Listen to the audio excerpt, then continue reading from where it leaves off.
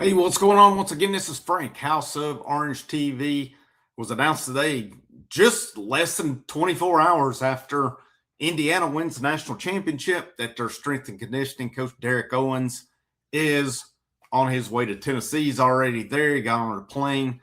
He got there, and he didn't come alone either. This signals as Tennessee's pretty much, they'll complete their strength and conditioning staff. They're adding a nutritionist in as well. But this is kind of the final step in completing things. And based on what I've heard too, they're getting to work tomorrow on things. Big time hire. Tennessee makes Derek Owens the top paid strength and conditioning coach in college football. And I think in college football history, if I'm not mistaken on that. Hit the like, hit the share, hit that subscribe button as well. What these hires show me, Josh Heupel went out and made the necessary changes in this offseason. Got rid of Tim Banks, brought in Jim Knowles, considered one of the best defensive coordinators in the country. Got rid of Kurt Schmidt, or did not renew Kurt Schmidt as strength and conditioning coach. Went out and got arguably the top strength and conditioning coach in the country, in Derek Owens, who comes off a national championship.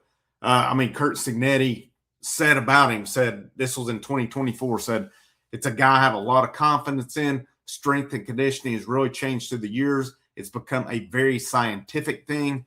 I think he's on the cutting edge, gets great results. I have 100% confidence in him. I don't mess with him. That's his area. I'll let him go. Josh Heupel needs to take that advice. I don't know how involved and hands-on he's been in that part of it, but he needs to let Owens and his staff coming in do their thing. And he's bringing a couple guys with him, Josh Huff and Carl Miller as well. Owen, it says Huff was the sports science coordinator and Miller was the assistant athletic performance coach as well. And again, I mentioned earlier, they are going to hire a new nutritionist. The former nutritionist, Ethan Bauer, left to go to Auburn right before the Music City Bowl.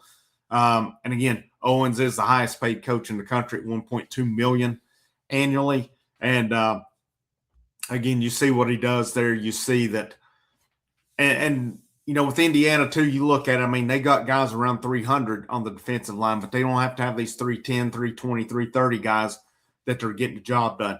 It's coming in. It's a total change in what you've been doing if you're Josh Heupel. This team's got to get bigger.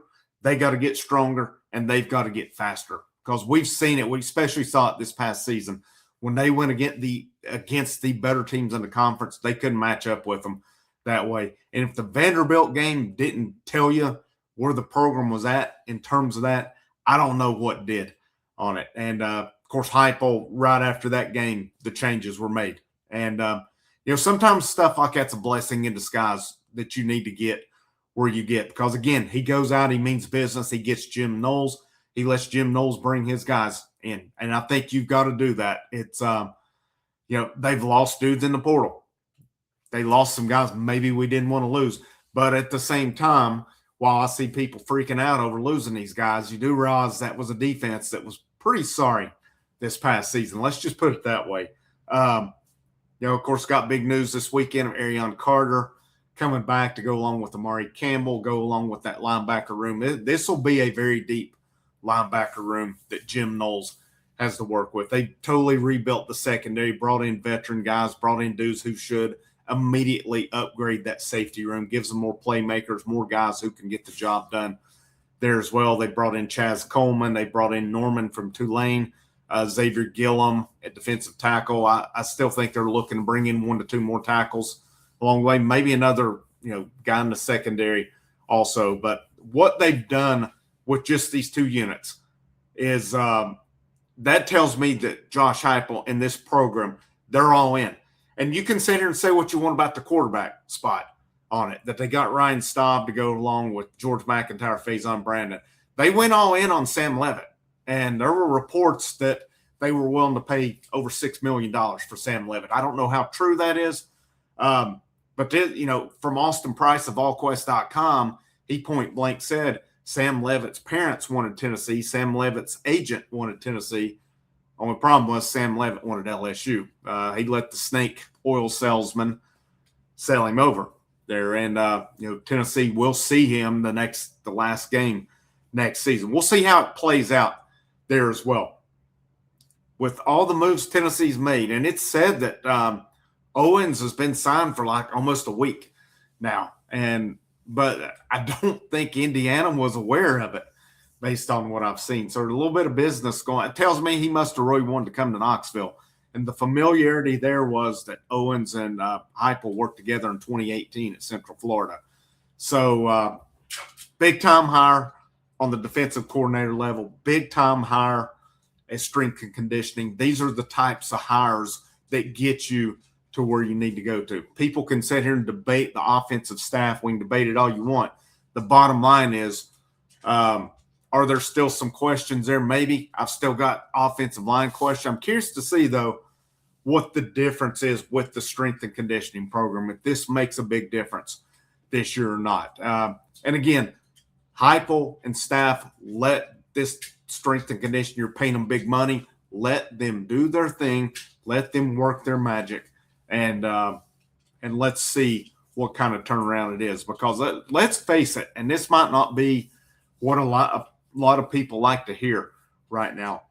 For the last few years, the SEC is number 2. Now, you can sit here and debate me all you want on this, but the fact that the Big Ten's won 3 straight national championships now. You didn't have an SEC team in the national championship this year. You didn't last year.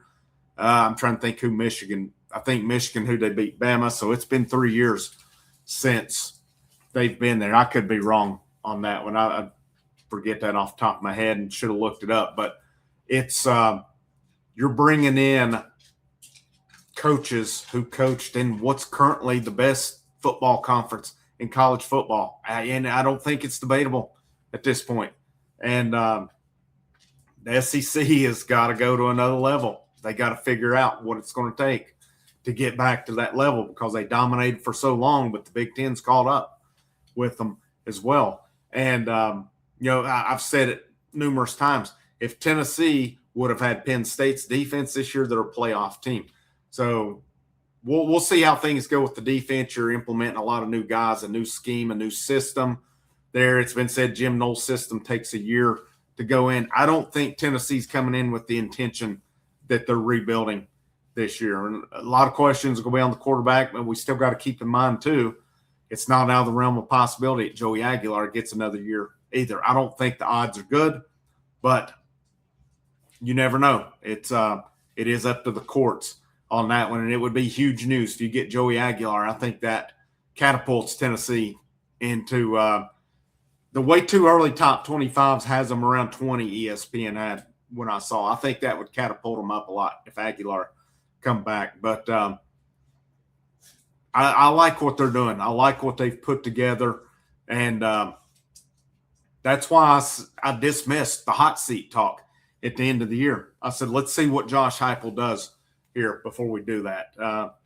You don't put a guy on a hot seat that's turned the program around and had an 8-win season, which was a down year for him, especially when he's went out and made the hires that he's made that have instantly upgraded the program and will pay off for the program going down the line as well. Good things are still around the corner for Tennessee football. And you got to remember where they were at when he took over versus where they're at now. And it's a night and day difference. And there's been some things to work through, no doubt about it. But they're getting there. And we'll see what happens with quarterback play next year. But regardless of what happens next year, it will pay off the year after that, whether it's George McIntyre, Faison Brandon that takes hold of that offense. And I just can't see them both around the whole time. But stranger things have happened, I guess, along the way. But we'll see where else they go. I don't really think they're done in the portal. I wouldn't be surprised to see another addition or two there as well. But and it did come out tonight. They got a commitment for the 2026 class as well. Looks like Jeremy George L., offensive lineman out of Knox Catholic, interior offensive lineman committed. So, there's a start there as well for that class. But anything else, any other news, we'll talk about that and move forward with with that as well. Baseball preview, first 2 parts are uploaded. I got the catchers uploaded just before I did this as well. I'll link those at the end if you want to check those out. Definitely want to check these previews out, as I don't like to brag on stuff often. I'll put my baseball previews up against anybody's out there, though. That's just the bottom line.